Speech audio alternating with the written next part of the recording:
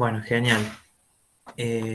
Ahí vi que en el foro hay varias intervenciones que, bueno, las leí, la verdad me parecieron muy interesantes sobre la idea, digamos, lo que han podido transmitir sobre estas marcas que deja el neoliberalismo, por lo menos el ciclo de los 90, como le llama eh, García Delgado en su texto. No sé si están las chicas que intervinieron en el foro, podemos recuperar algunas intervenciones, leerlas si tienen ganas, si no, bueno, las puedo leer yo. Hola. Sí, Natalia. Bueno, ya estoy prendiendo la compu justo para poder leer. Bueno, si querés la puedo leer yo, Sí, si, no hay o vos. problema. Bueno, Sí, sí. bueno, si querés la leo. Bueno, buenas noches a todos. A continuación les presentaré mi reflexión personal elaborada a partir de las lecturas de los textos propuestos. A lo largo del tiempo, la historia argentina fue sufriendo cambios y reformas significativas que dieron lugar a diferentes consecuencias que siguen marcando nuestro presente y persisten en la actualidad. Tomando como referencia algunos aspectos del texto de Rigal, El sentido de educar, y de García Delgado, El liberalismo tardío, se puede llegar a la conclusión de que actualmente predomina la corriente de pensamiento neoliberal que tiende a reducir al mínimo la intervención del Estado. Esta corriente fue instaurada por el señor Carlos Menem. Este modelo tuvo influencia en el ámbito económico, político, social y educativo, produciendo distintas transformaciones. Estas transformaciones que se han ido produciendo generan que actualmente se puede realizar a nivel mundial el libre mercado, la importación y la exportación de productos. Entre los grandes cambios mencionados se destaca la continuidad de vivir en un país democrático, donde las personas son partícipes del sufragio electoral para la selección de un representante a nivel nacional.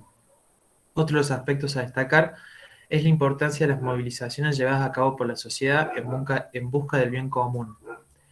Con respecto al ámbito educativo, se brinda a los ciudadanos la posibilidad de acceder al sistema educativo, llevando a cabo ideales de igualdad e inclusión educativa. Actualmente la educación presenta diversos obstáculos y desafíos que necesariamente debe enfrentar. Dichos obstáculos están vinculados a las desigualdades de cada contexto en el que está inserto. Las niñas, el abandono escolar, falta de recursos, condiciones edilicias y la brecha existente entre el ámbito público y privado. Eh, bueno, hay varias cuestiones ahí que están muy interesantes para retomar para esta actualidad, ¿no? Estas continuidades que se dan. Y vos, Nati, marcas una ruptura que yo no la había tenido en cuenta, pero que está presente y que García Delgado también habla sobre eso. Que habla sobre, Sí. bueno, vivimos en una continuidad, estamos actualmente en una continuidad democrática, ¿sí? Después del retorno de la democracia, eh, ha sido el periodo democrático más largo que ha vivido la Argentina a lo largo de toda su historia, digamos, como Estado. Y, y este primer ciclo del que habla García Delgado, bueno, que en nuestro país eh, se implantó a través de una dictadura militar, digamos, donde las voces se acallaron, la democracia no existía básicamente, se había cerrado el Congreso. eh, Eso marca una ruptura importante respecto del ciclo de los 70, ¿sí? La manera eh, en que los sectores dominantes, eh, digamos, es más complejo esto, pero que han construido una hegemonía, ¿sí? En donde la democracia, bueno, eh, es necesaria, ¿sí? No solo para la participación ciudadana y la vida cotidiana, sino que él toma un concepto, toma varios, pero un concepto en especial que es el de democracia restringida, ¿no? Eh, Vivimos en una democracia actualmente, pero bueno, hay que analizar, bueno, en qué condiciones, eh, en qué condiciones en la sociedad se está llevando a cabo, qué características tiene esta democracia que estamos viviendo y que responde, bueno, a cómo el neoliberalismo como modelo hegemónico va como construyendo su visión del mundo y su poder. Así que en algún punto tiene que ver con quitar derechos, justamente derechos que hacen a la democracia. La verdad que me pareció muy interesante esa intervención. Bueno, muchas gracias. La verdad que lo leí bastante los apuntes y aún así tengo dudas, ¿no? Porque es como dice Ro, no la tengo muy clara, digamos, respecto a la historia argentina, pero fue más o menos lo que yo, o sea, entendí. Ujú. ¿Tenés alguna duda puntual, Nati? Sí, puntualmente tengo una duda respecto al neoliberalismo y luego el neoliberalismo tardío. ¿Es como que surge después del neoliberalismo? Sí, a ver, el neoliberalismo tardío, eh, Sí, en García Delgado lo entiende como como una fase actual, una avanzada. Entendamos que él intenta, si se quiere, hacer modelos, ¿sí? Que le sirven a él para analizar este modelo, si el modelo del neoliberalismo, que lo representa en ciclos, es decir, y él trabaja, si leyeron el texto, a nivel latinoamericano, no a nivel regional. Eh, Él establece que el neoliberalismo, las políticas neoliberales, se han dado con más fuerza en gobiernos nacionales en estos últimos, si se quiere, 50 años, y él lo analiza en ese sentido, digamos. Gobiernos nacionales de países latinoamericanos que, que se constituyeron justamente como en políticas explícitamente neoliberales. Pero yo agregaría que eso no implica que gobiernos provinciales o gobiernos que, como en el caso de, podemos decir, lo que García Delgado llama progresistas o populistas, siguen una línea, si se quiere, de gobiernos que forman parte de un sistema capitalista. Y en ese sentido, ahora más adelante lo vamos a mostrar con la política del gobierno de Macri, que hay diferencias eh, bastante, digamos, grandes o distinguibles entre lo que fue el gobierno progresista o lo que podemos llamar el gobierno de los Kirchner en estos últimos los 12 años, entre el 2004 y el 2015, y este neoliberalismo tardío del que habla García Delgado, que llegaría en Argentina con el gobierno de Macri. ¿Sí? Pero bueno, García Delgado usa ese concepto que es el de ciclo para hacer referencia a gobiernos nacionales en Latinoamérica. Te puedo dar otro ejemplo que es en Brasil, por ejemplo, estuvo el gobierno de Lula, que era más de corte progresista, le daba mayor centralidad al Estado, y hoy en día está Bolsonaro, que tiene una ideología neoliberal que digamos, no tiene ningún tapujo en decir lo que piensa, digamos, muy militarizado. Ahí podemos conectarlo con lo que dice Luis Rigal del modelo neoconservador también, que usa la represión social para mantenerse en el poder, ¿no? Eh, pero sí, creo que el neoliberalismo como política y el neoliberalismo como estructura, ¿sí? Digamos, que, que pudimos reconocer en el ciclo de los 90, que, que los gobiernos dejan bases, ¿no? Y bases que tienen una intención neoliberal, que otros gobiernos, bueno, cuando llegan tienen que, que- que hacer políticas sobre eso, ¿no? Y esto lo vamos a ver con lo que lo está presentando Flor ahora, que es lo que es un antecedente nuestro, que es la Ley de Educación Nacional, que fue, bueno, sancionada durante el gobierno en el 2006 de Néstor Kirchner. Había otra intervención que me parece interesante rescatar, que es la de Jackie, que creo que está acá en el- en la sala, que justamente ella habla de la Ley de Educación Nacional. Me parecía interesante retomarla. ¿Estás, Jackie? ¿Querés leerla? Hola, ¿cómo están? Sí, a ver, busco el trabajo primero. Dale.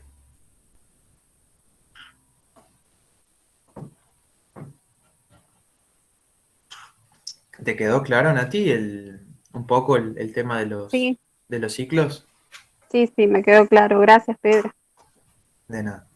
Sí, es complejo. Es complejo porque eh, decir que solamente son neoliberales gobiernos nacionales y que después los gobiernos que asumieron no tenían o no participan de cierto mundo neoliberal o globalizado, también es, es tratarlo de una manera muy simple, ¿sí?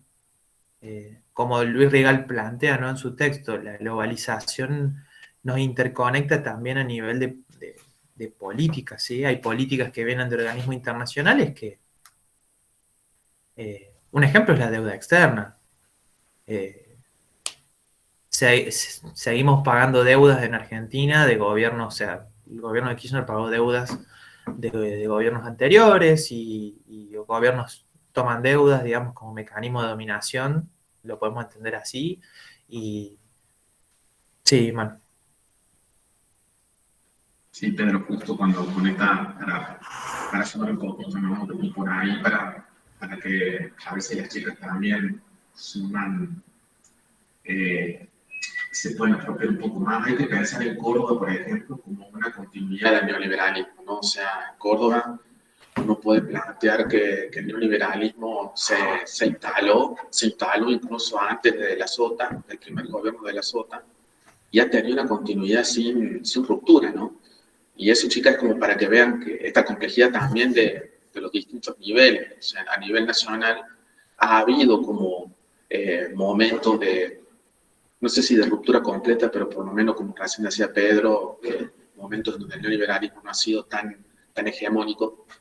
Pero Córdoba es una provincia que se caracteriza, no sé, no quiero ser impreciso, pero yo creo que desde la época del gobierno de Angeló, que se viene instalando se instaló el neoliberalismo en Córdoba, o sea, hace mucho tiempo. Y eso le puede permitir ver que ahí sí hay una continuidad, ¿no? Perdón, era eso. Sí, man, está bueno el aporte. Sí, justamente, y lo vamos a retomar ahora más adelante cuando trabajemos ejemplos de cómo se dio esta política. Sí, el gobierno de Córdoba desde los 90 que viene sosteniendo una política neoliberal y muy fuerte eh, en materia educativa, lo vamos a ver durante toda la clase. ¿Tenés ya aquí el trabajo?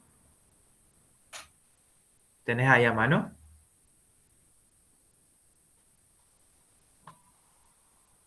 Parece que salió. Sí, me parece que justo salió. Bueno, eh, Yo lo tengo acá si querés que se lo lea. a ver si volvió, porque capaz se le cortó el... Bueno,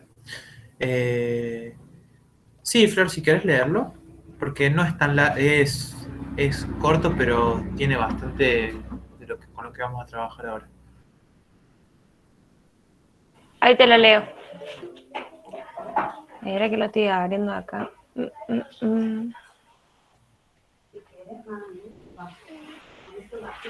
A ver.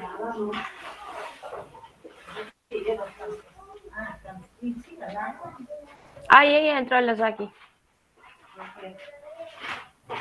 Igual si querés te lo leo, pero ahí justo entró. ¿Entró? Sí.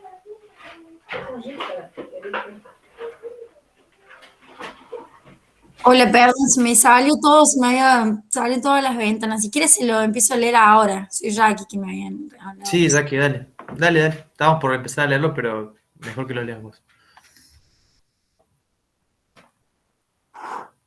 Bueno, ahí se los leo. Bueno, con respecto a la educación, hubo reformas en el año 1990. Hoy en día todas las escuelas no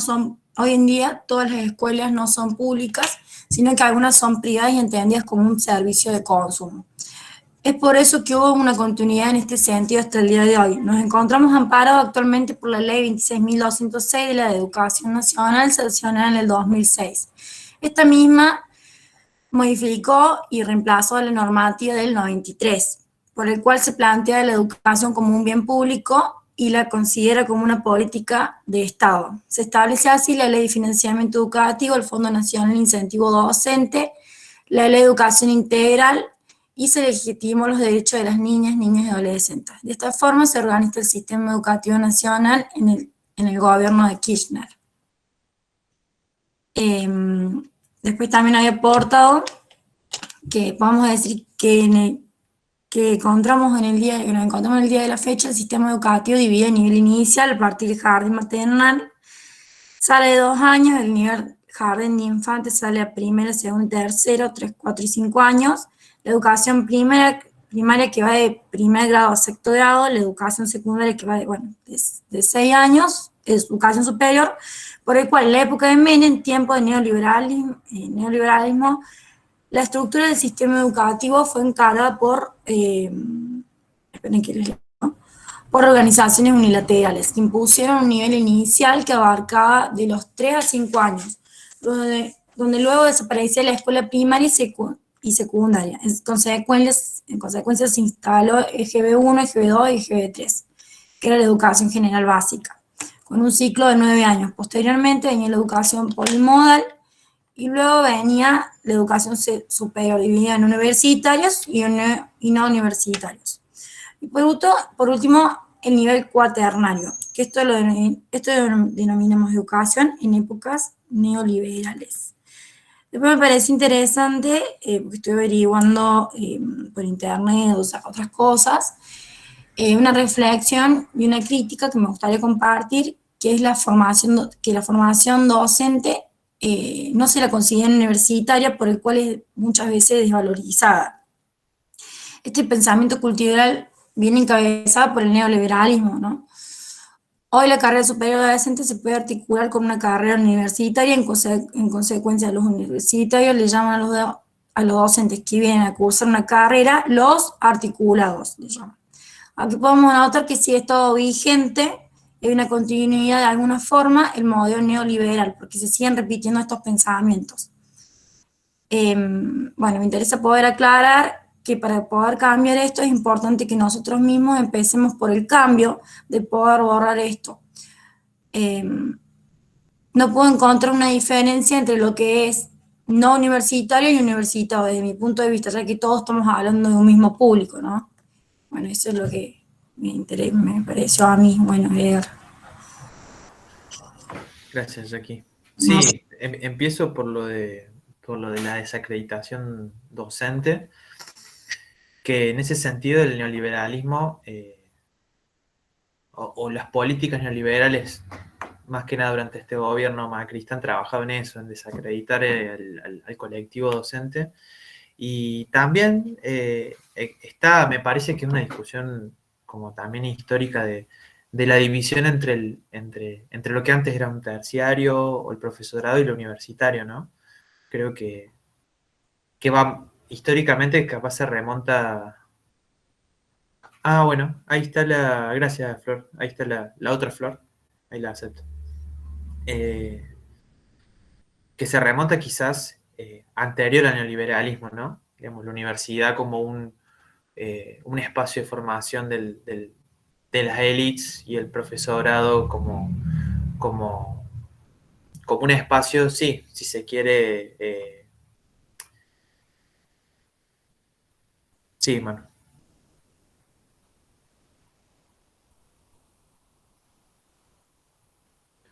Que decía, no quiero interrumpir, pero me parece que dale énfasis a esto que acabas de decir, porque el problema de que la desacreditación de la formación, si uno quiere, terciaria de la formación docente, no tiene solamente que ver con el neoliberalismo, sino que eso es un proceso histórico muy largo y que habría que sacarlo de ahí, de que es un problema neoliberal solamente, porque no lo es, ¿no? O sea, el problema de la formación, en todo caso, del circuito de formación docente tiene muchísima larga data en Argentina y es un problema que se ha cargado durante muchísimo tiempo y no se ha tomado medidas con respecto a eso.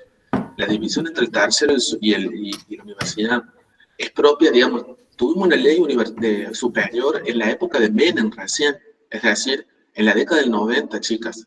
O sea, todo el sistema educativo que tiene más de 100 años en Argentina tuvo recién una ley de educación superior en la década del 90 del siglo pasado. Digamos, ahí hay que tener cuidado, ¿no? Porque creo que después los chicos van a hacer, pero hay que tener cuidado con lo público y privado como si fuera solamente un problema neoliberal. La educación privada en Argentina existe de la década del 50, 60, mejor dicho, si no me equivoco, con una ley que se hizo no me recuerdo en este momento el gobierno, y tampoco está mal, digamos, no es que la educación privada por sí misma es mala. Hay que tener cuidado con ese tipo de construcciones tan tajantes. El problema de lo público y lo privado adquiere connotaciones particulares en el neoliberalismo, pero es anterior. Y de hecho, bueno, quiero dejar eso, hay que precisar esas cuestiones, ¿eh? Porque si no, me parece que hay imprecisiones en lo que recién se leyó y hay que volver a revisar eso.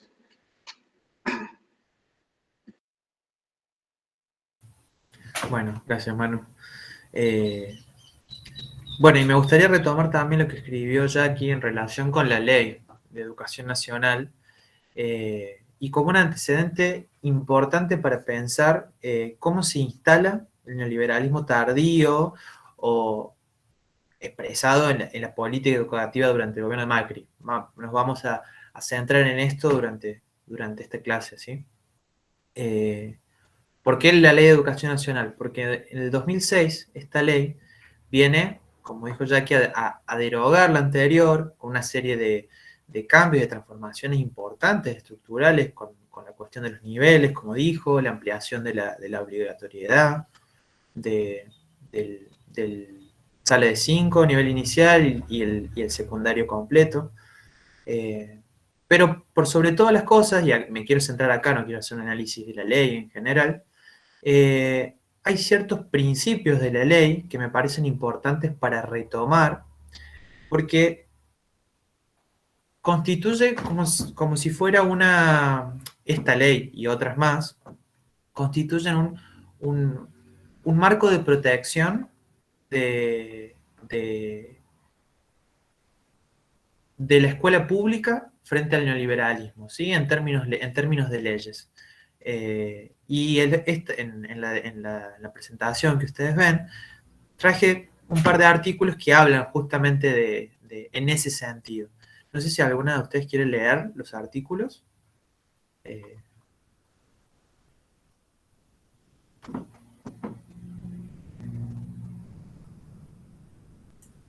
Lo que está compartiendo Flor o vos, no sé quién está compartiendo. Sí, ¿Eso? Flor. Sí. Lo leo yo, no hay problema. Dale. ¿Desde dónde empiezo? ¿Leo todo o empiezo de la ley nacional? De la ley nacional que planteaba, bueno, artículo 2, bueno, y ahí en adelante. Bien. El artículo 2. La educación y el conocimiento como un bien público y un derecho personal y social que deben ser garantizados por el Estado. Artículo 3.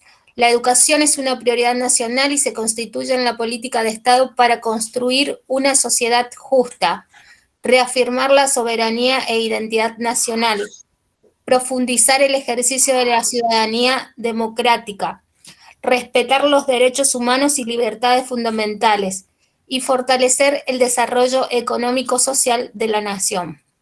Artículo 4. El Estado Nacional, las provincias y la Ciudad Autónoma de Buenos Aires tienen la responsabilidad principal e indelegable de proveer la educación integral, permanente y de calidad para todas y todos, los y las habitantes de la nación, garantizando la igualdad, gratuidad y equidad en el ejercicio de con la participación de las organizaciones sociales y las familias. Artículo 9. El Estado garantiza el financiamiento del sistema educativo nacional conforme a las previsiones de la presente ley, cumplidas las metas de financiamiento y establecidas en la Ley 26.075, el presupuesto consolidado del Estado Nacional, las provincias y la Ciudad Autónoma de Buenos Aires, destinado exclusivamente a educación. No será inferior al 6% del Producto Interno Bruto PIB. Artículo 10. El Estado Nacional no suscribirá tratados bilaterales o multilaterales de libre comercio que impliquen concebir la educación como un servicio lucrativo o allenten cualquier forma de mercantilización de la educación pública. Bueno, Flor, gracias. Bueno, ¿Por qué traje estos artículos? Porque justamente representan principios de la ley que vienen a reafirmar un paradigma de centralidad del Estado, ¿sí? En sostener la educación pública. ¿Querés pasar, Flor, la diapo? Y que nos van a ayudar a entender de qué manera las políticas del Gobierno Nacional durante el 2015-2019, lo que ya denominamos una nueva avance del neoliberalismo, en la región en Argentina se instalan, ¿sí? Eh, Hay muchos ejes en lo que en educación se refiere, interesantes para trabajar. Yo me voy a enfocar en dos, pero de todas maneras, el artículo donde saqué esta información lo subí al aula virtual. Se llama Alienación y Alineación, es de María Esteves, es una trabajadora social de la Universidad de San Juan, que hace un detalle de estos procesos, ¿no? De financiamiento, de privatización, de descentralización que, que ha tenido el Estado, digamos, estas políticas durante el gobierno de Mauricio Macri. Pero me gustaría centrarme más que nada en la cuestión de la evaluación educativa y en la cuestión de la formación docente, ¿sí? Como dos ejes centrales en donde vamos a ver de qué manera el neoliberalismo se hace presente en la educación. Bueno, en relación con la evaluación educativa, marcar algo, digamos, si se quiere, como bastante visible, que es que durante el gobierno de Mauricio Macri se creó, cosa que no se había generado antes, una mayor jerarquización, ¿sí? Se crea una Secretaría de Evaluación Educativa. Al mismo tiempo que el Ministerio de Educación absorbía otros ministerios, ¿sí? Ministerio de Deportes, de Cultura, de Tecnología y Ciencia. O sea, observen cómo desde un lado se financia, desde el otro se da más presupuesto a lo que es la evaluación educativa. Sin duda ha sido un caballito de batalla la idea de que... sí, a ver, María. Bueno, la clase va a quedar grabada, María, no te preocupes por eso. Si te desconectas, bueno, la vamos a subir al canal del seminario, así que no hay problema con eso. Vas a poder volver a lo que estuvimos viendo, si se te corta. Bueno, una de los argumentos, y esto es importante entenderlo, ¿no? Porque el neoliberalismo, digamos, como modelo hegemónico, construye justamente hegemonía, ¿sí? O instala versiones sobre la realidad, ¿sí? Visiones del mundo, de los sectores dominantes, a través, si se quiere, a grandes rasgos en dos cuestiones. Generando políticas de Estado y construyendo subjetividades, ¿sí? Construyendo maneras de ser, de hacer, ¿sí? Y esto lo vamos a poder rastrear en estas políticas, ¿sí? Uno de los argumentos fuertes de la política educativa en esta etapa fue la idea que ata la calidad educativa, ¿sí? A resultados de pruebas estandarizadas, es decir, a mejores resultados de pruebas estandarizadas, mejor calidad educativa, si se quiere. ¿Qué son las pruebas estandarizadas? Bueno, un ejemplo de estas es las pruebas de evaluación a aprender. O sea, desde antes del macrismo se venían trabajando con pruebas estandarizadas, pero se suman nuevas cosas a este gobierno, nuevos usos de los resultados, si se quiere. ¿Por qué digo esto? Porque el operativo de evaluación a aprender, seguramente ustedes la han escuchado nombrar, es bastante reciente la aplicación de esta evaluación. Yo no sé si se aplicó una vez y no se volvió a aplicar, pero tenía la particularidad de que son evaluaciones estáticas, donde no se tiene en cuenta los procesos de aprendizaje, donde se evaluaba casi sin modificaciones a todas las escuelas públicas y privadas del país, ¿sí? Y los resultados son estáticos y y tienen, si se quiere, un uso por el gobierno, ¿sí? Y esto, si ustedes leen en la diapositiva, dice operativo evaluación aprender, crítica a las pruebas estandarizadas, y abajo dice intencionalidad del gobierno de publicar los resultados de las evaluaciones por escuela, ¿sí? Esto lo ha dicho Mauricio Macri en la apertura del Congreso, ¿sí? Cuando entra el Congreso de la Nación todos los años a sesionar. Mauricio Macri se refirió a esta cuestión como que había que publicar los resultados de las evaluaciones por escuela, ¿sí? Y ha sido un discurso a lo largo del gobierno de que publicar las evaluaciones por escuela era positivo o hablaba de una lógica de empezar a hacerlas competir por recursos, ¿sí? Y esto sin duda no tiene en cuenta las condiciones en que las escuelas están hoy en día, en que se sostienen sus realidades socioeconómicas. Sin duda, atar la calidad educativa a una evaluación estandarizada, sin duda fue una política, si se quiere, durante el gobierno de Macri. Y por último, esta cuestión va en contra de un artículo de la Ley de Educación Nacional, ¿sí? A todo esto yo digo, ponerlas a competir por recursos. Claramente esto es una lógica de mercado, ¿no? Instalar a las escuelas en una competencia por quien tiene más y mejores resultados va a tener más recursos, ¿sí? Una lógica también meritocrática que desconoce las realidades, ¿sí? de las instituciones, totalmente. Y que va en contra de un artículo de la Ley Nacional, ¿sí? Que establece que la política de difusión de la información sobre los resultados de las evaluaciones resguardará las identidades de los alumnos, docentes e instituciones educativas a fin de evitar cualquier forma de estigmatización.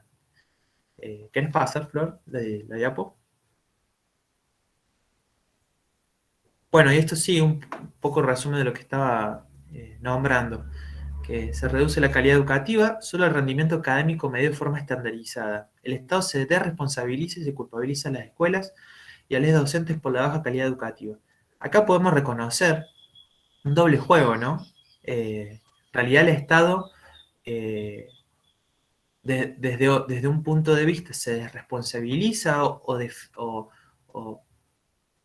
a la par que desfinancia el sistema educativo, da más presupuesto a la evaluación educativa, por ejemplo, como les comenté, instalando también todo un sentido en torno a la calidad educativa, ¿sí? Que la garantiza la evaluación únicamente, ¿no? Acordémonos del ciclo de los 90, ¿no? Esta transferencia de servicios dejó al Estado Nacional en manos de un fuerte control y de la evaluación educativa, ¿sí? Acá hay un proceso se refuerzan estas cuestiones, ¿no? De que el Estado está presente, el Estado Nacional únicamente a través de la evaluación y de financia o quita presupuesto para atender a otras cuestiones que tienen que ver con la infraestructura, con el equipamiento, la situación de los docentes, salariales, políticas socioeducativas, bueno, entre otras cuestiones, ¿no? Que claramente mejorarían la calidad educativa. ¿Querés pasar, Flor? Bueno, y otra cuestión también muy sensible tiene que ver con los derechos de los docentes y estudiantes de profesorados, ¿sí?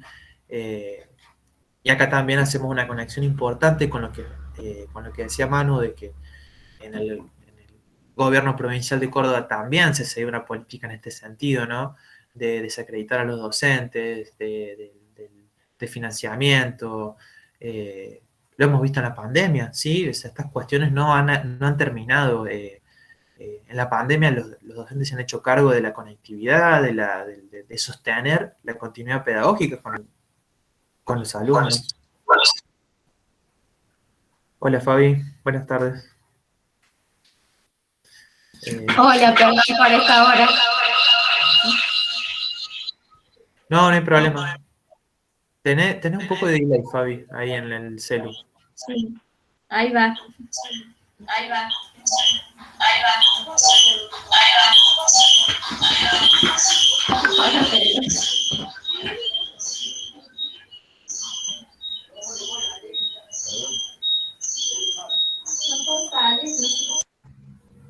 Ahí está. Bueno, la idea es presentarles ahora como, bueno, marcas durante el gobierno que dan a hablar también de esta cuestión, ¿no? Del financiamiento y la desacreditación de lo que han sido los docentes, ¿no? Este gobierno nacional construyó también una imagen del colectivo docente, ¿no? No ha habido, pero cantidad de discursos en que los docentes no trabajaban, o por lo menos acá en la pandemia también, de desacreditación también de los profesorados, digamos, cuestiones discursivas, ¿no?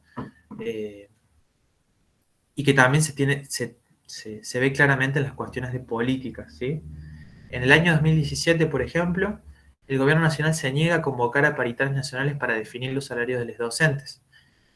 Un derecho del colectivo docente que durante el kirchnerismo se había mantenido, pero que el gobierno nacional se niega a hacerlo, ¿sí?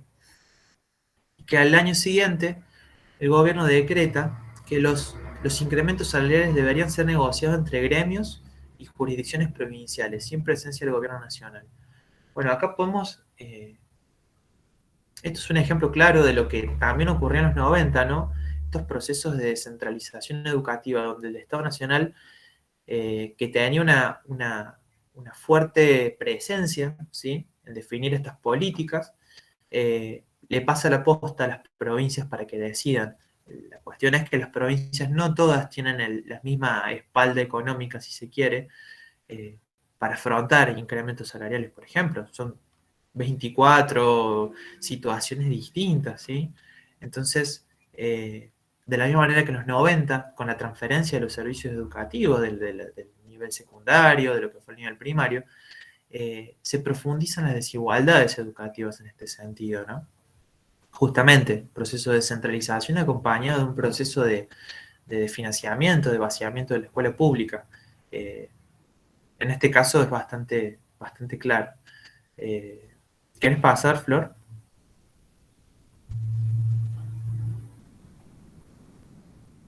Bueno, y ahora esto que les toca a ustedes de lleno, y que, bueno, lo tomo un poco a nivel nacional, pero ya vamos a ir a un ejemplo claro del nivel provincial y lo que pasa acá en Córdoba. También, el neoliberalismo encarnado en esta política educativa del gobierno de Macri, y también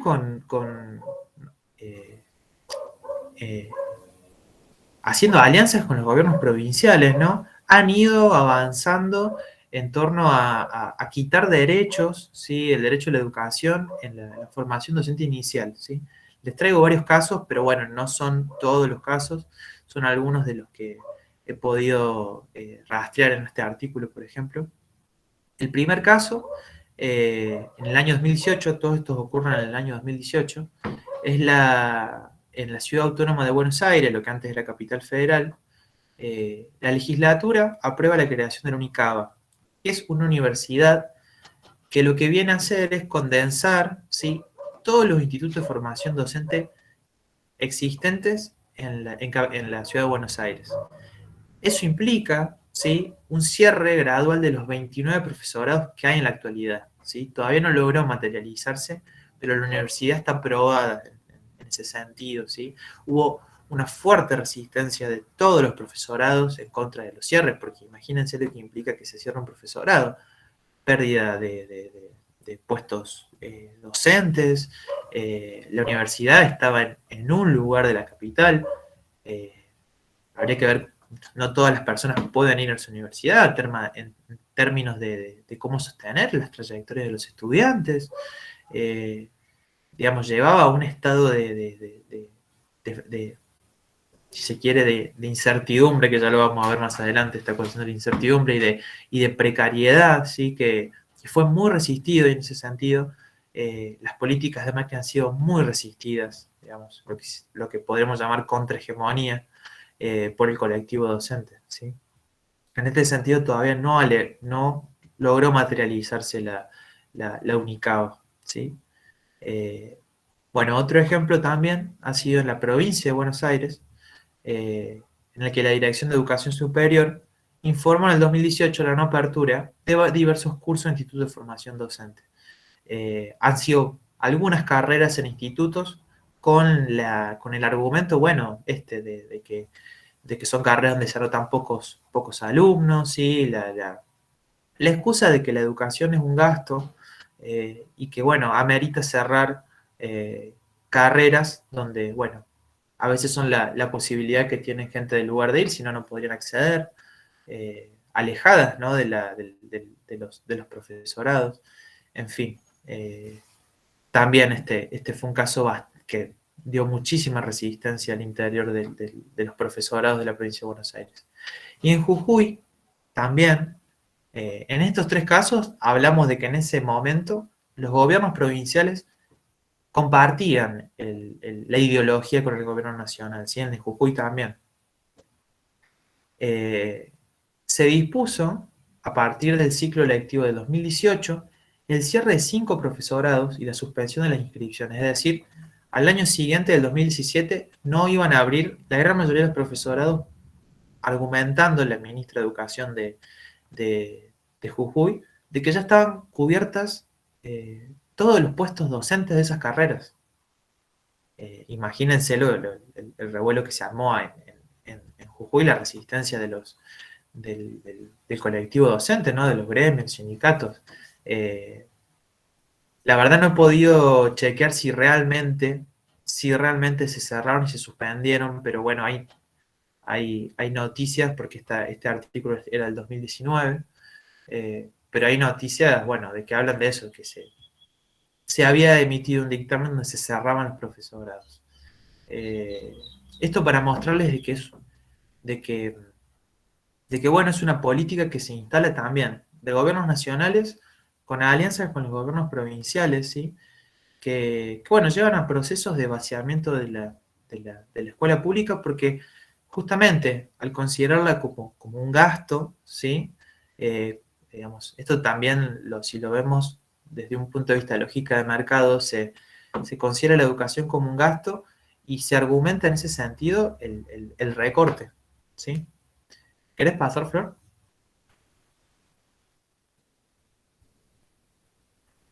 Bueno, y ahora les traigo un ejemplo muy reciente que ha pasado en Córdoba.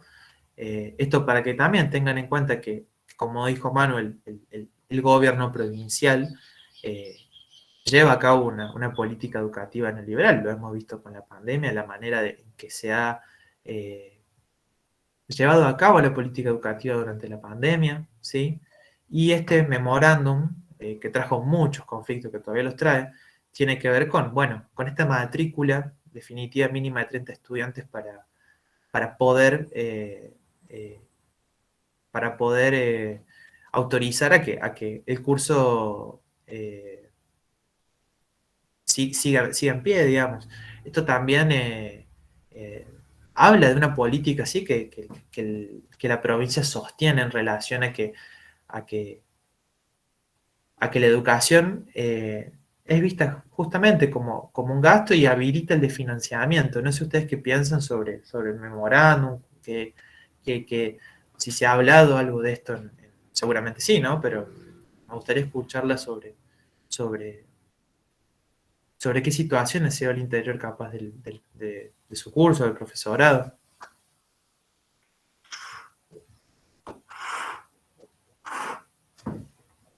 Pedro, Sí. yo quería decir nomás que no solamente en los colegios, en los niveles superiores, en los colegios secundarios también ha pasado eso. Porque mi mamá es directora de un colegio y le han cerrado cursos por no cumplir con esa matrícula que pide desde el gobierno. Entonces, digamos que también no es solo un problema de nivel superior, sino ahora se va como bajando a los otros niveles y van a ir cerrando cada vez más, porque es verdad, dicen que al no tener matrícula, como no hay chicos, cierran el curso porque es un gasto de plata, digamos, supuestamente lo que dice el gobierno. Así Mira, que sería y vos sabés si ese cierre de los cursos es algo nuevo o que se viene sosteniendo en el tiempo. No, a mi mamá le cerraron en 2019, 2018 los cursos. Mm. Y creo que hasta ahora todavía no han vuelto a abrirse. Bueno, Y es un sí, problema porque hay muchos chicos que quieren estudiar y al no tener cursos se pierde, digamos, el interés por la educación de parte de esos chicos, digamos. Y a pesar que estás todo el año buscándolos, insistiendo, pero si le cierran los cursos es complicado. y además en un contexto de pandemia, ¿no? Donde se aumentan las desigualdades, que eso también una de las compañeras lo puso en una de las intervenciones en el foro de Flor, digamos. Se amplió la brecha de desigualdades económicas y, y bueno, para los estudiantes y las familias es muy difícil sostener la continuidad pedagógica, digamos, visto desde ese lado. Y si la política provincial, justamente, que debería garantizar el acceso a la educación, volvamos a la ley de educación nacional, justamente exige una matrícula mínima de 30 estudiantes, que bueno, habría que ver cuántos cursos de los profesorados hoy en día cumplen con esa matrícula mínima. Eh, Está justamente eso, negando el derecho a la educación de muchísimos estudiantes. Sí, man. En esto que estamos charlando hoy, que justamente con Córdoba, eso se llama de financiamiento, ¿no? Que es una forma de privatización, y lo más interesante acá para hablar justamente, ¿no? Veníamos hablando de formas de privatización. Lo que habría que poner sobre la mesa también es que el gobierno de Córdoba financia casi el 90% de las escuelas privadas, ¿no? Entonces, digamos, ahí es donde uno empieza a ver también la perspectiva o la concepción privatista de la educación, ¿no? Digamos, y eso tiene que ver, a ver, o sea, no es que todas las escuelas privadas de por sí tienen garantizado lo que es el financiamiento, sobre todo de la planta docente. Eso es una negociación y una lucha que se hace con los estados provinciales, en este caso, ¿no? Y bueno, o sea, Córdoba es un estado provincial que evidentemente que tiene una vocación privatista, pero no solamente eso, en el entramado de quiénes son los que componen actores principales en la definición de las orientaciones de la educación y todo eso, está el catolicismo fuertemente instalado en el Ministerio de Educación, ¿no? Entonces, ahí uno empieza a ver el engranaje digamos, de esto de la privatización de la educación, ¿no? Como la educación privada no significa que el Estado se haga cargo, no. Eso son cosas que se van construyendo históricamente, pero el problema es cuando los estados más vale que se hacen responsables y de financian la escuela pública, ¿no? En este caso es el contraste muy alto. De hecho, y algo que para agregar esto es lo último que digo, Pedro, pero algo muy importante, fíjate que una política muy fuerte sostenida por el gobierno de Córdoba es cómo va modificando cotidianamente el sistema educativo a partir de leyes, no son leyes, pero son regulaciones que tienen muy baja intensidad. El MEMO es una regulación de muy baja intensidad, pero cuando vos miras la cantidad de memos que regulan el sistema, eso también quiere decir algo. Porque el memo del cupo, por ejemplo, en superior, no se derogó, no está derogado, a pesar de toda la lucha que se hizo, porque fue muy resistido, ¿no? Como decías. Sí, man. Ahí yo creo, yo pondría ahí una ruptura importante con el siglo de los 90.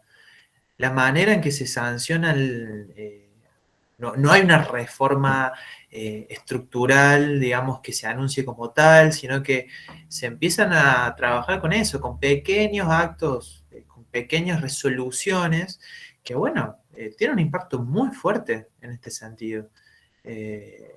Y también, bueno, de la mano con que esto también lo habla mucho García Delgado, los medios hegemónicos avalan todas estas cuestiones y no dan una visión crítica al respecto, si se quiere. Como también instalan ciertas subjetividades, ¿no? De que, bueno, si no se llega a la cantidad, mejor cerrarlo, o sea, refuerzan estas ideas constantemente. Y Córdoba, la verdad que en cuestiones de medios hegemónicos también, en los últimos años se reforzó todo este discurso, si se quiere. Sí, Pedro, una cosita más, ¿no? Para agregarte, me parece importante todo este panorama que estás pintando.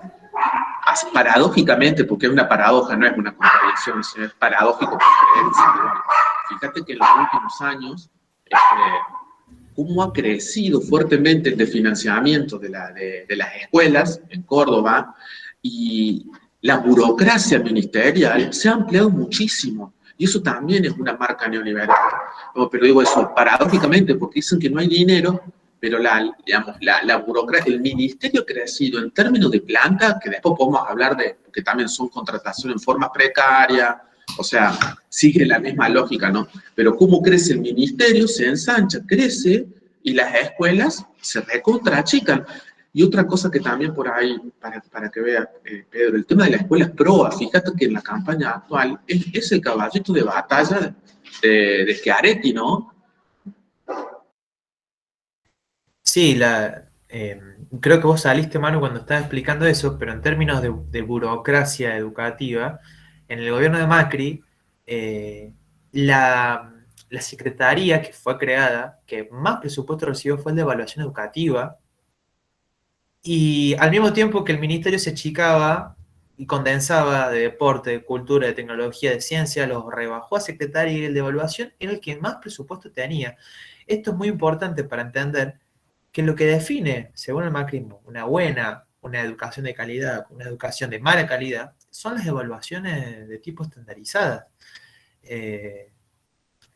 Bueno, y en ese sentido les traigo esta diapositiva que justamente habla de la inversión en términos reales de dinero, volviendo a la ley de educación, como les planteé, la idea de que, bueno, que se tenía que financiar el mínimo de 6% del PBI, digamos, de lo que produce el país en un año, y que claramente el gobierno macrista, y durante la pandemia también, este gráfico no lo muestra, pero ha habido una curva descendente de inversión en la educación desde el 2006, desde el 2017 en adelante, ¿sí? En ese sentido, en términos de presupuesto también es claro, no solamente en términos de construcción de subjetividades y en términos de a dónde va el dinero o no a dónde va, sino claramente hay un recorte liso y llano. Y eso no es mi idea ampliar muchísimo el aspecto en este sentido, pero en el artículo que le subí, habla también de las políticas socioeducativas, ¿sí? Los CAG, los CAI, por ejemplo, fueron desfinanciados, desguazados. El Plan Conectar Igualdad, por ejemplo, fue cerrado prácticamente en un contexto donde después ocurre esta pandemia y las posibilidades de conectividad, de garantizar la conectividad, han sido nulas casi. Digo, conectividad en términos de dispositivos y de datos. En ese sentido, esto también es de financiamiento a las claras, digamos. Perdón. Sí, Fabi. Ahora, por ejemplo, con esto de la pandemia, ¿no? Que dijeron, bueno, vamos a sumar la quinta hora, vamos a volver a la quinta hora. Bueno, en el caso, por ejemplo, de las escuelas que tenían jornada extendida, la mayoría que tiene jornada extendida tiene solo el segundo ciclo. Entonces, el primer ciclo debería de tener nuevos docentes para que puedan tener jornada extendida. Bueno, pero no se nombraron nuevos docentes, entonces lo que se ha hecho, por lo menos en algunas escuelas, es sacarle horas de jornada extendida al segundo ciclo para ponérselas al primer ciclo. A mí por lo menos me pasa así. Yo tenía el 6º grado en inglés, 2 horas con cada sexto, y ahora tengo 1 hora con cada sexto y 1 hora con cada tercero. Entonces, además de lo precario que es la situación de los docentes de jornada extendida, porque nuestro sueldo es la mitad de un sueldo de un docente normal, de grado, no nos pagan vacaciones. En el caso de que la escuela nos renueve para el año siguiente, hemos tenido la suerte de que nos dejen la obra social durante las vacaciones. Sí. Pero Sí, en un momento ni eso son... tenemos. Y año a año tenés que ir renovando Nada. sí, la cuestión de la El obra mar, social. esas cosas. Sí, sí, sí. Bueno, Así que, eso Fabi también habla de otro proceso que se ha ido profundizando, que es la de la precarización laboral. Mi mamá claro. también es docente en jornada extendida y todo lo que me contás se vive a nivel general en la provincia. Y, y que bueno, me viene, no en el mal sentido, pero me viene como anillo al dedo para presentarles un video que tenía preparado para ustedes que tiene que ver justamente con esto. No sé si Flor, la tengo a Flor de secretaria. Si la tenés ahí el video, Sí, ahí lo paso. dale. Este video que les voy a presentar es muy corto. Es un discurso de Esteban Bullrich. ¿Ustedes saben quién fue Esteban Bullrich? Fue en el año 2016. No sé si les suena el nombre.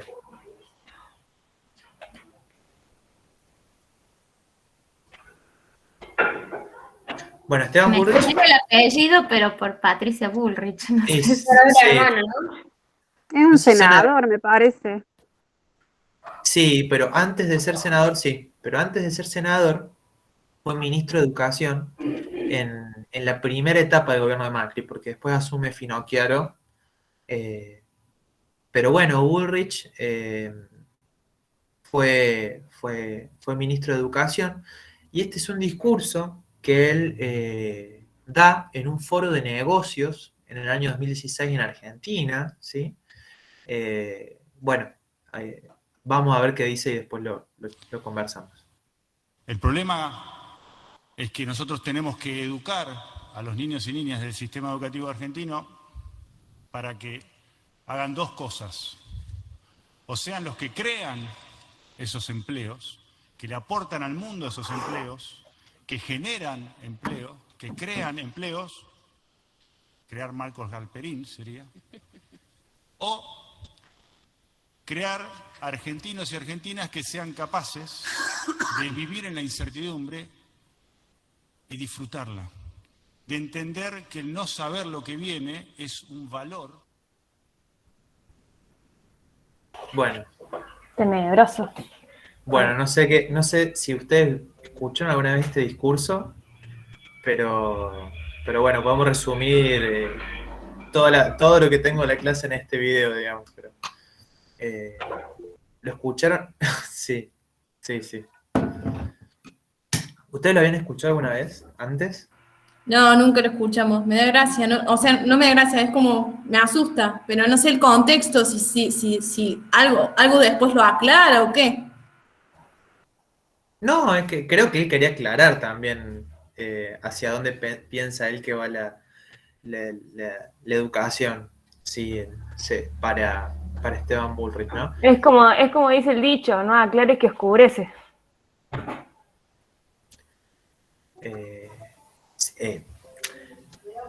Que no sé qué a ustedes les suena con esto de la incertidumbre, ¿no? Porque si hay algo que está muy trabajado en la política macrista, digamos, en términos de construir, bueno, subjetividades, ¿no?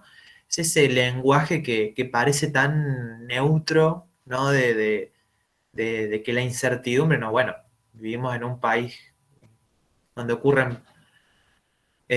donde han ocurrido muchas crisis, ¿no? Económicas, donde la incertidumbre, no sé, se hace presente, pero claramente tiene otro sentido lo que él plantea, ¿no? Él habla en términos de 2 cuestiones, o generar líderes, ¿sí? En términos de construcción de subjetividad, el neoliberalismo habla mucho de eso, del emprendedurismo, de construir empresarios líderes, ¿sí? que justamente habla desde dónde vienen estos actores, ¿no? A ocupar cargos políticos, o de dónde vienen estos sujetos que traen el neoliberalismo, instalan el neoliberalismo, que vienen de empresas, son empresarios. En este artículo que yo les pasé, habla de que de todos los cargos ministeriales que se ocupó durante el gobierno de Macri, el 80-90% habían sido empresarios de firmas importantes, digamos. En ese sentido habla de un tipo de construcción o de qué es deseable, digamos. Formar empresarios habla de instalar también una lógica económica en las escuelas. Y desde el lado de la incertidumbre, bueno, esto de la incertidumbre justamente, y de lo que hablaba Fabi, por ejemplo, de naturalizar, yo diría, las condiciones precarias a las que estamos instalados, ¿no? Como docentes, como trabajadores. Pero bueno, no me voy a detener tanto acá, sino, bueno, esto que les muestra Flor es justamente lo que estábamos charlando, ¿no? Como un resumen de las orientaciones de la política educativa que les comenté hace un momento, la reducción del presupuesto, de financiamiento subejecución, que es otra manera de reducir el presupuesto, ¿no? Es, sintéticamente, cuando un ministerio tiene asignado cierta cantidad de dinero, no lo gasta, sino que lo lleva a otro fin o a otra política, ¿sí? Se llama subejecución. El dinero está, pero no se utiliza para otra cuestión.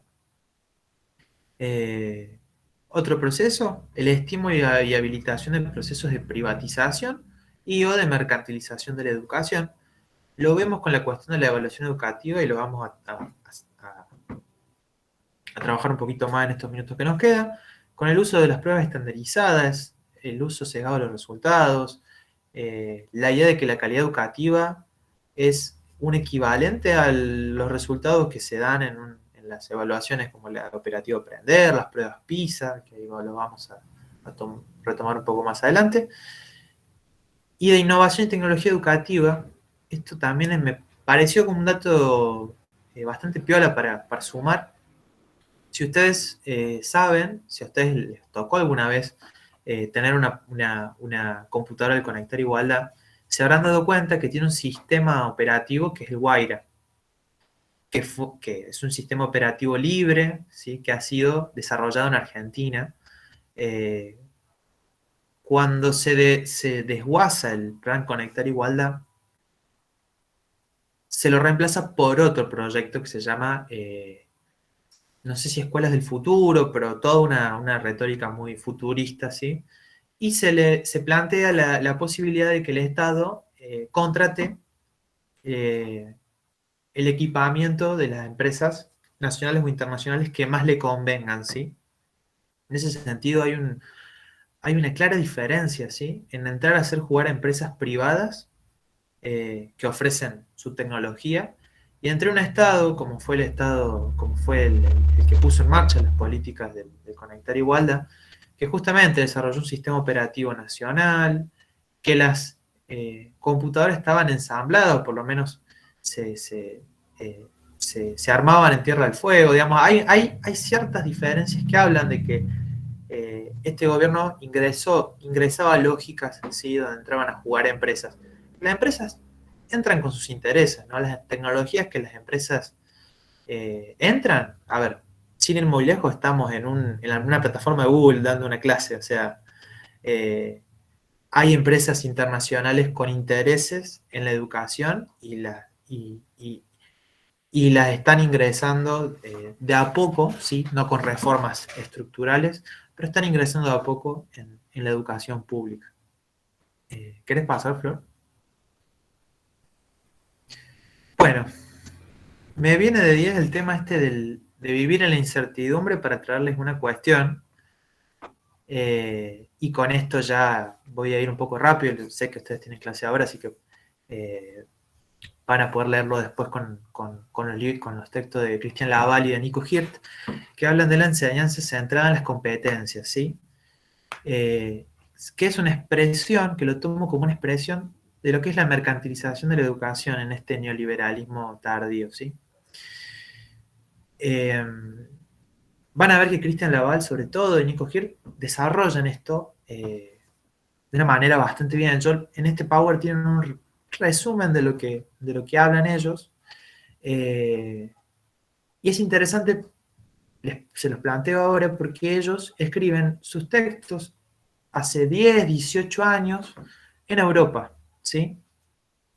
Christian Laval es francés, un sociólogo francés, y Nico Gil creo que es de Bélgica. Bueno, ellos ya hacen una crítica a todo este discurso de mercantilización de la educación que se estaba instalando, que estaba entrando con fuerza en Europa, ¿sí? En la educación pública en Europa. Y que, bueno, en el neoliberalismo en América no inventó nada, así que se traen estos discursos, ¿sí? Vía organismos, entre otras, organismos internacionales educativos, organismos internacionales de financiamiento. Y me gustaría dar el ejemplo de uno, y muy importante, muy poderoso, que es el caso de la OCDE, que ustedes seguramente las conozcan bien porque seguramente conocen las pruebas PISA. ¿Saben de qué se tratan las pruebas PISA? Alguna vez se la habrán tomado porque a mí me la tomaron las pruebas PISA en el colegio. No, a mí no. ¿No? No, yo soy más honesta. ¿Vos, Pero Fabi, cuándo terminaste el secundario? en el 95. Ah, bueno, sí. Porque las pruebas PISA se toman en Argentina cada, creo que 3 o 5 años, desde el 2000. Argentina realiza este tipo de evaluaciones. Pero mi mamá, que es docente jubilada, era una de las que contratadas, digamos, para ir a hacer esas evaluaciones. Le tocó ir a San José de la Dormida, por allá me acuerdo. Así que las vi a las evaluaciones. Mira. Bueno, seguramente sabrá, Fabi, que estas evaluaciones se centran en ciertas cuestiones y dejan de lado otras, ¿no? Son pruebas de multiple choice, donde se centran en 3 cuestiones que vienen también de la mano con esta enseñanza de competencia, ¿no? Se centran en lectura, escritura, cálculo, ¿sí? ¿Y por qué digo que las pruebas PISA, la OCDE es la organización, tengo anotado porque, Organización para la Cooperación y el Desarrollo Económico, ¿sí? Es un organismo internacional formado por los países europeos, Estados Unidos, Canadá, Japón, digamos, países industrializados que justamente pretenden bajar una línea también de neoliberal en muchísimos países del mundo, ¿sí? Los países que realizan la prueba PISA, entre otras, digamos, dispositivos de evaluación, son más de 70. Y a través de esta evaluación, la OCDE genera un ranking de calidad educativa, ¿sí? Países que tienen más calidad educativa son los que tienen mejores resultados, los países que menos. Argentina estaba entre los últimos 10, por ejemplo, en la última evaluación. Pero vienen realizando evaluaciones hace más de 20 años. ¿Por qué les planteo este caso de la OCDE? Porque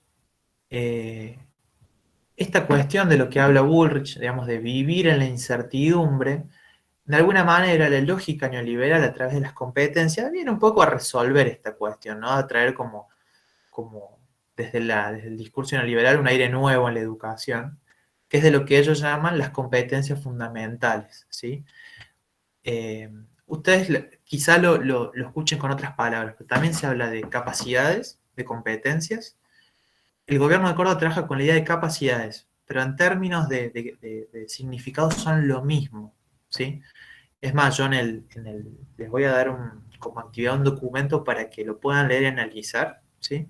Habla de capacidades. Hasta yo me confundí cuando estaba leyendo el documento, pensé que decía competencias, bueno, no. Lo van a encontrar de esas dos maneras, por eso les digo.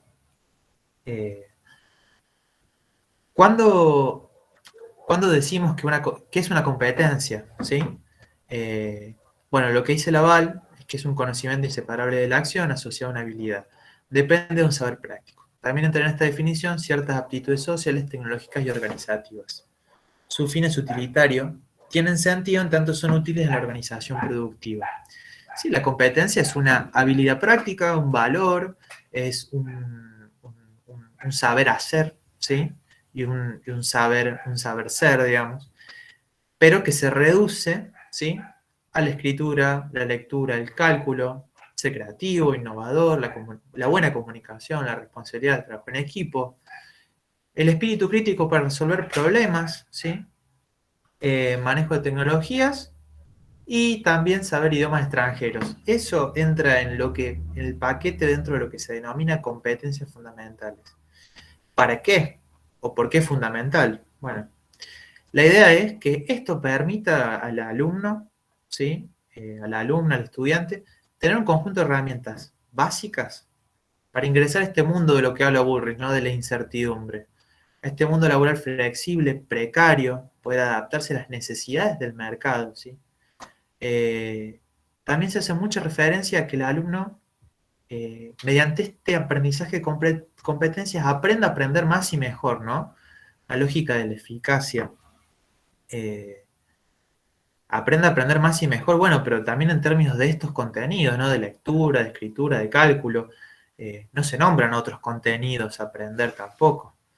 Y que también cumple con los estándares de calidad educativa, ¿sí? Lo que define si un país tiene calidad educativa o no es justamente que cumpla con los estándares de lectura, escritura y de cálculo, ¿sí? Eso en términos bastante resumidos, de eso se habla de las competencias fundamentales.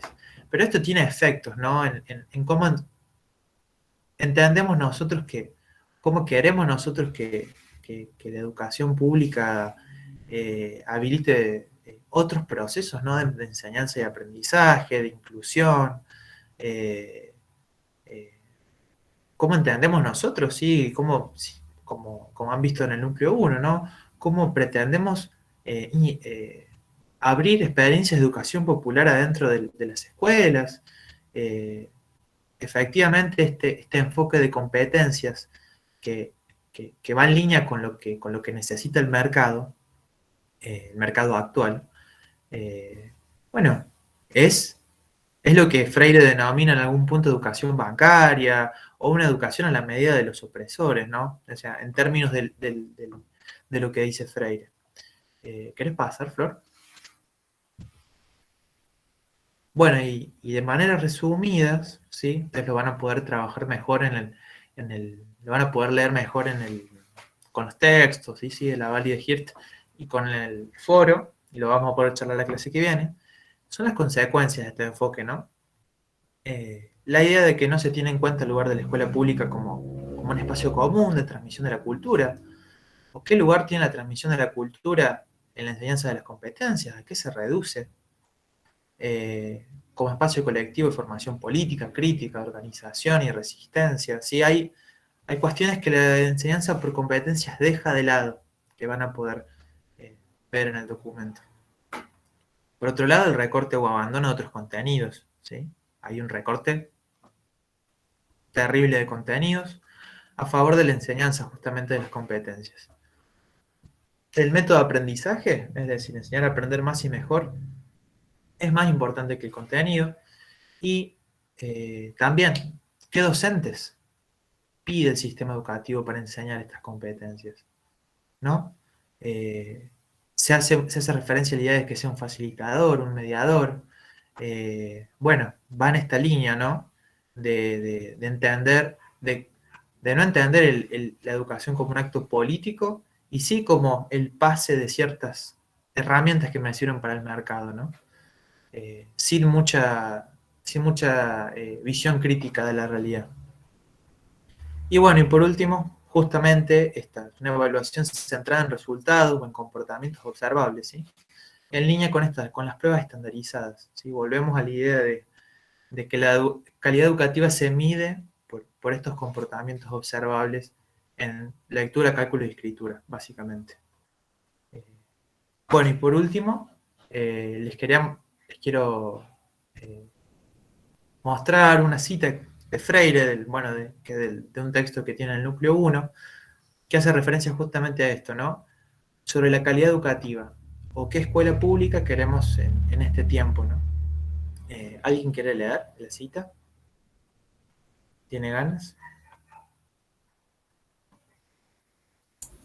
Leo yo entonces. Dale, Flor, gracias. Sobre la calidad educativa o qué escuela pública queremos en este tiempo. Tenemos que aproximarnos al concepto e indagar sobre qué estamos hablando. Un elitista entiende la expresión como una práctica educativa centrada en los valores de las élites y en la negación implícita de los valores populares. El culto de las sintaxis dominantes y el repudio como fealdad y corrupción de la prosodia, la ortografía y la sintaxis populares. Un demócrata radical, jamás sectario, entiende la expresión como la búsqueda de una educación seria, rigurosa, democrática, en nada discriminatorio, ni de los renegados ni de los desfavorecidos. Eso, sin embargo, no significa una práctica neutral, sino reveladora de las verdades desoculturadora, ay, me costó esa, iluminadora de las tramas sociales e históricas.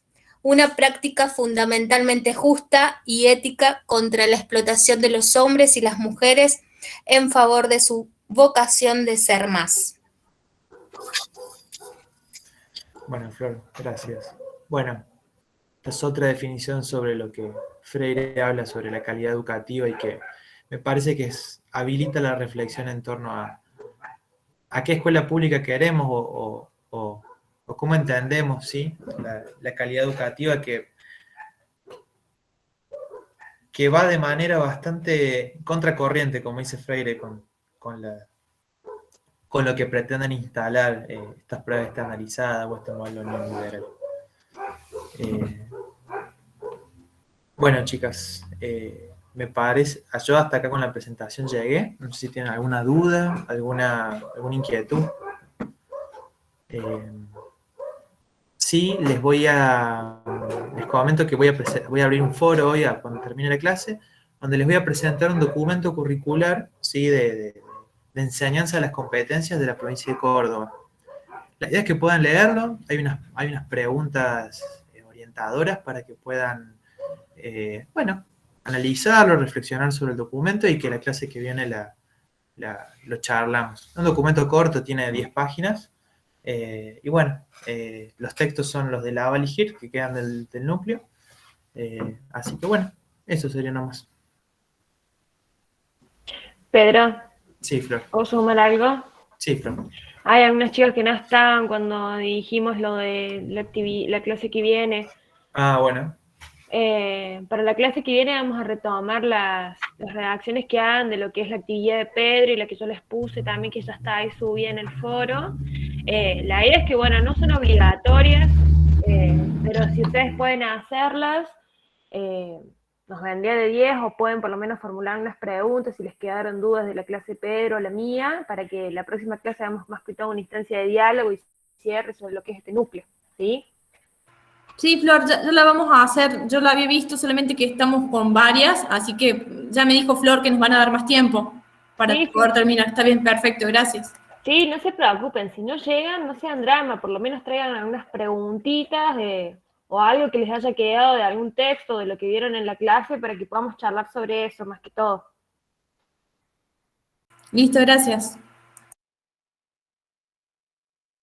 Disculpen, yo tenía una duda respecto a las clases grabadas. ¿A dónde se estarían subiendo? Porque yo las busqué en el aula, no sabía que estaban en YouTube, posiblemente, en una página de YouTube. La página es en el YouTube del profe, de seminario. ¿Cómo lo busco entonces, Flor? Salvo la última dos clases, están todas en el aula, digamos, ¿no? Fíjate que el video que está en el aula te lleva a YouTube. O decir, te va a poner ver en YouTube y ahí vas a ir al canal. Si se suscriben van a tener la noticia de cuando se suban los videos. Falta subir esto. Bueno, profe. Sí, yo ahora se los voy a pasar a Manuela las 2 clases, tengo las 2 clases grabadas, así que calculo que mañana o pasado capaz que ya van a estar subidas, chicas. Perdón, chicas, Bueno, gracias. se me cortó el internet. Una incertidumbre más. Yo tuve una semana con incertidumbre del cable, así que imagínate. Che, Flor, ¿querés cortar la grabación? Me parece que ya...